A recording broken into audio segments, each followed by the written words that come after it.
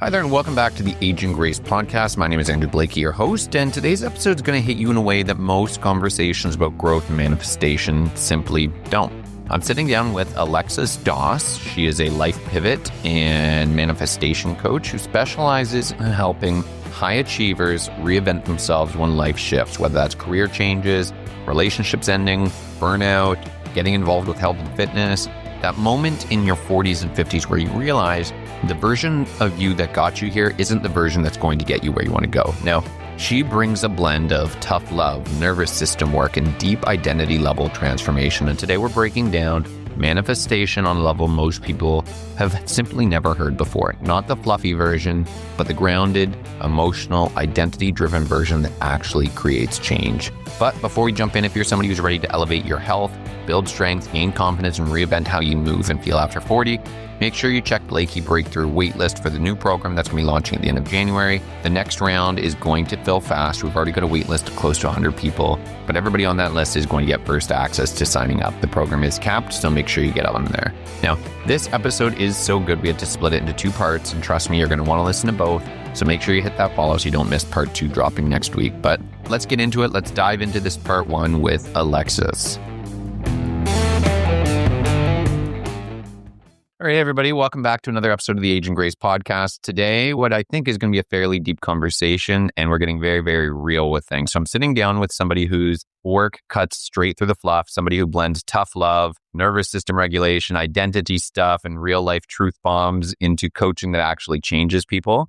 So today we've got the incredible Alexis Doss. She is a life pivot and tough love coach with over 13 years of experience helping what I think is high achievers reinvent themselves. Is that right? Yeah, I'd say that's the truth. Yeah. Well, I feel like you're known for kind of like your no BS approach and for helping people break free from old stories. So I'm very, very excited to see where this goes. And today we're going to be talking about all about manifestation, right? Yeah. Yeah. And not like the fluffy Instagram version. I feel like we're going to be going deep into manifestation. But so manifestation, it's, I think, a topic that a lot of people have an idea what it's about, but they don't really kind of know much about it. So I guess let's start with what is manifestation? Well, I feel like that's a loaded question. And you could probably you do a lineup of like 20 life coaches, manifestation coaches, money coaches, whatever kind of coaches that talk about manifestation, and you would get a different answer every single time. And I think that the one thing that I like to start off with, if I'm going to explain manifestation,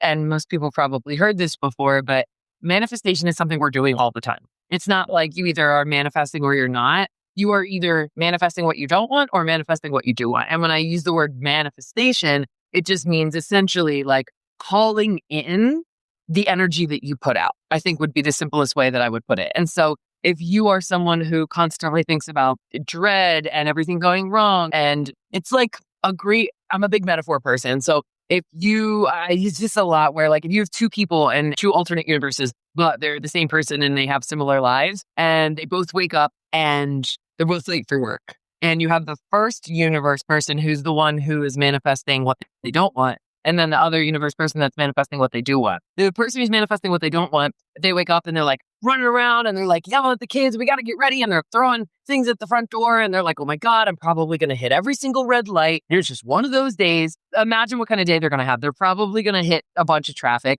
The coworker of work's going to like piss them off. It's just going to be a mess. And then if you have the other person who wakes up and they're like, not really what I wanted to do, but that's okay. We're going to make the best of today. It's going to be great. We're going to hit all the green lights. My coworker's not going to bother me. They're not saying that the second person's day is going to be perfect and wonderful and there's never going to be anything wrong with it, but they're almost guaranteed to have a better day than the first one. And that's essentially what manifestation is. And I very much in the middle of the science and the woo. I like the neuro side of manifestation, but I also like the woo side of it. And there's a lot to it when it comes to that, but that would be my explanation of it. Oh, interesting. Okay. Well, I even after that brief explanation, I'm like, okay, this is going to be good. We're going to be getting deep into things today. And so basically, is that similar to, there was probably about maybe 4 years ago, this is completely kind of, I think it's aligned with what you were saying a little bit, but I kind of want to get your feedback on it. When about 4 years ago, I was buying a new car and, I went and got this car and then never really realized, how many of them were on the road. I never really thought about it. But then after getting this car, I noticed that they were absolutely everywhere. So is that kind of, I mean, obviously that's not manifestation, but it's kind of like what we focus on is how, things come to us and how they kind of reflect back into our life. Is that on point a little bit online? Yes, for sure. So that is based in terms of neuroscience in their RAS, in our brain's particular activating system. And essentially, it's what you focus on, you will manifest. And again, it's not a woo-woo thing. It's the way our brain is just performing or functioning. And so when you give your brain certain stimuli, if it's like, again, you're dating someone new and they drive a white Honda, you're more likely to see a white Honda everywhere. All those white Hondas were always there before, but because it is something that's more in the forefront of your brain, you're more likely to see it. And so it's not magic. It's just you're seeing more of it. And that's why within manifestation, a lot of people are like, oh, that's just silly, witchy stuff.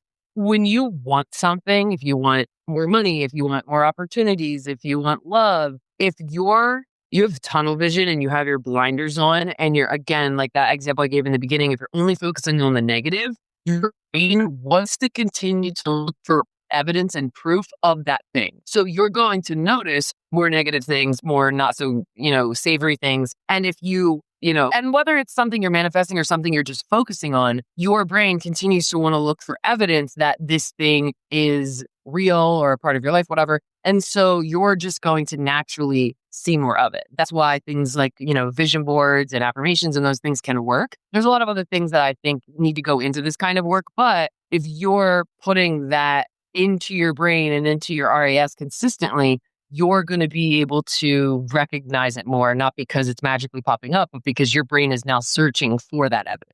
Oh, interesting. Well, I want to dive deeper into that, how we can, have a framework to be able to, focus more on, the positives and all the things that we want. But it's really interesting because as you're kind of giving those examples of, whether it's, work opportunities, whether it's relationship stuff, I'm kind of internally being like, oh, I can see that in so many different areas of my life, whether it's like a relationship or something like that, you have a fight and now all of a sudden you're looking for all the bad things right afterwards, right? So I guess that same thing in line with, what did you call it? The reticular activating system? Yeah, RAS for short, but yes, reticular activating system. Okay, interesting. So manifestation, it's a big topic, lots of different ways that we can go in it today. But I feel like when it comes to the topic of manifestation, I don't know if somebody just wakes up one day and says, I want to be a manifestation coach. How did you first start kind of going in that direction? So the funny thing is like, I wouldn't necessarily coin myself as specifically a manifestation coach. I have manifestation as an element within my coaching and my teaching. And I got into the spiritual abundance manifestation world back in 2013 when I started my coaching. And I've been talking about it a lot more recently, but it's always been something that's been a part of it because back in 2013, technically back in 2012, I'd graduated college with a degree. I wanted to be a high school history teacher and then realized that it wasn't what I wanted to do. I had a quarter life crisis and I ended up moving from the East Coast to the West Coast with a guy I'd been dating. My family knew it, my friends knew it, but I didn't see it. But it ended up being an abusive relationship. And so we went there. We were going to live in LA. We were going to become actors and models and all these things. And then that he was, basically lying to get me to move with him. So I ended up homeless, sleeping out of my car. I was struggling with 2 eating disorders, trying to get out of an abusive relationship. And then in February of 2013, I was diagnosed with polycystic ovarian syndrome. Not anything too super serious, but the first, I was never really sick as a kid. So I was like, oh my God, I'm dying. And then I learned more about it and wanted to improve my health and improve my life in general. I was tired of being in this victim mentality. I was saying, when I write a book, it's going to be really centered on this idea of pity party victim mentality. And because I was in that place for so long. And once I did the work to get out of that place where I wanted someone to come save me, I wanted, somebody to fix my problems for me. And I started taking responsibility for my own stuff. Then I started to learn, dip my toe, I guess, into that spirituality, manifestation, abundance world. And in the year that I started my business, I was 6 months prior, I had been homeless. I started my business. And within the first year, I made probably close to 10,000. And the second year, I made close to 70,000 without any business experience at all. Now, I was doing the work in other areas, but one of the things that I was really, really focused on is not accepting that my reality was what it was, because I was, yes, I had been homeless and I had gotten out of it, but when that happens to you, you're terrified of it happening again. And so I knew that if I fixated on that, I was going to continue to give myself more evidence to look for of like, oh, you better watch out. You better play it safe. You better be careful. And I was like, no, that doesn't have to be my reality. And so I wanted to, if you have ever heard of and really big in like the manifestation world, there's like Abraham Hicks, Neville Goddard, Alan Watts. And Neville Goddard specifically kind of has this like, we always coin him as like the first creator of like Delulu thinking. He has this idea of like a law of assumption, which is like, another way to say, delusional thinking of just the assumption that everything's going to work out for you. It doesn't matter if you have an eviction notice. It doesn't matter if you just lost your job. It doesn't matter if, somebody just asked you for a divorce. It's the assumption that whatever you desire is already there for you. You cannot desire something that can't exist. And so I realized if I wanted to have this life, I wanted to have this business, I wanted to help people, that was inevitable. It was just going to happen. And so when I started to do that, that's like what kind of cracked open that door for me in that world. Yeah, wow. And you know what? I feel like that really sounds like, you look at these kind of, successful people and, all these people that have written books and stuff like that. And one of the things that I hear quite often or I read quite often is, I don't exactly know how to put it into words, but it's one of those things where it's like, I didn't have a choice but to succeed. I was making it happen. Yeah. This was going to happen regardless of how it came about. And so I feel like that's kind of up that route with that. I guess it wouldn't be called a theory, I guess it would be, but that way of thinking, right? Yeah, for sure. And I think that, because like I said, I'm very much a love of manifestation abundance and that side of things. But I also I call myself the tough love coach. But my biggest thing that I want people to understand, especially if someone's listening to this and it's their first impression of me, I don't want people to think that like me calling myself the tough love coach is like me being like David Goggins, like figure it out, suck it up, like show up. The reason I call myself the tough love coach is because I say successful people have honest conversations with themselves. And whether I'm coaching you or you're consuming my content or you're listening to my podcast or whatever it is, my goal is to help you just be really honest with yourself. And that's the tough love part, but it's like with compassion. And so the reason I bring that up is because yes, manifestation abundance is really important, but I think the other side of it is like having an honest conversation with yourself about where you need to show up in this idea of like, I'm going to be successful regardless. I think that's why when you hear any successful story, most of the time from people who like big, a lot of times, of course, you have like Nepo babies and stuff like that. But most of the time you hear people who hit their rock bottom and that's what gave them like this launching pad and was a catalyst for them to change their life. And I'm not saying you have to hit rock bottom in order to change your life, but like if you feel like you're going through it, it's for a reason and you have the choice to make the decision of whether you're going to sit in your pity and wait for someone to come save you, or you're going to decide to think differently. And that's why I think in the manifestation abundance world piece of it, there's like this element of I might not be able to, I might not be ready to let go of some of my limiting beliefs. I might not be ready to do X, Y, and Z, but if I can just try to think differently and like, focus on what I can manifest and be a little delusional, that might be a stepping stone for some people if they're not quite ready to like do the work just yet. You got to do it eventually, but it might be a little bit helpful for you to focus on that. And when you start seeing these little blips of like, oh, there it is, it gives you, because I'm all about momentum over motivation. And so I think that can give you the momentum that you need for sure. Yeah. And like, as you're going through that and kind of as you're kind of explaining that, think about all these different areas, health, wealth, relationships, self-learning, all of those different areas. To make a change in any of those, you do need to really, really look inside. And I think that it takes a lot of self-awareness. It takes a lot of courage to be able to do that. And so why do you think people kind of put off doing that self-work when we all know, if we can really look inside, if we can really kind of give an audit of what we're like in whatever areas of our lives, you're putting yourself in a place to improve that area. But why do we put off kind of really, looking inside ourselves for why or what's going on in our life? Yeah, multiple reasons. And this is definitely the work that I do with my clients specifically. Like all life coaches in general are here to help you gain clarity on what's holding you back. Where are your blind spots? What are your blocks? But I feel like I kind of figure out what are the blocks to your blocks, if that makes sense. Because I think a lot of people, if they want to buy a course from me or they want to work with me in some capacity, one of the biggest, because I work with a lot of procrastinators as well. I have a big ADHD audience. And so that's really, common amongst people with ADHD, but they are trying to figure out like, okay, well, I want to do your course. I want to work with you, but what's going to be different from the other course I bought or the other book I bought? And I do it, but then I don't do anything with it. And I try to help people figure out what is the reason why you aren't doing the work. Not just like, let's get you to do the work. Let's figure out what's the reason why you're not. And I think that there's multiple reasons. Number one is just going to be it's scary to face your stuff. And I think that if everybody's ever heard of the book, The Mountain Is You by Brianna Weiss, she talks about how like human beings are not wired to be happy. We're wired to be comfortable. And so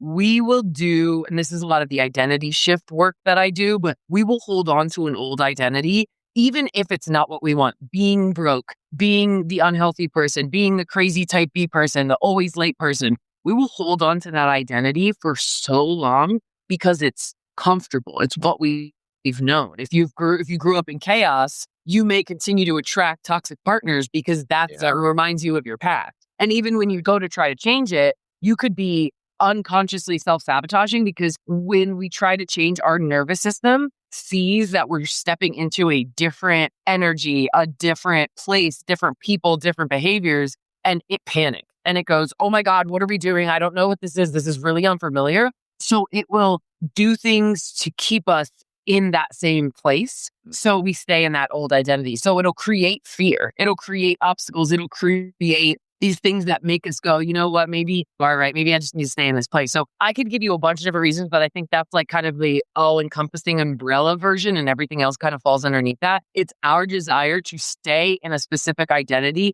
because it is what is comfortable. And so in order to get out of that, you need to do identity work and shift into the identity of you. Like if you want to, the example I always give is when I first started doing this work is when I had an eating disorder. I couldn't figure out why, like I was starting to do the work, but for some reason I kept staying in that space. But it was because when you have an eating disorder, all you think about is food. And it's part of every thought from the minute you wake up, from the minute you go to bed. And so the idea, and whether I was realizing this consciously or unconsciously at the time, I didn't know, but the idea of living life without what having an eating disorder identity gave me was like I was literally ripping out more than 50% of who I was. And so I was like, that's terrifying. How do I know how to step into that? And so once you can understand who you want to step into and what you need to let go in order to do that, it'll make that process much easier. And that's where the nervous system regulation work comes in.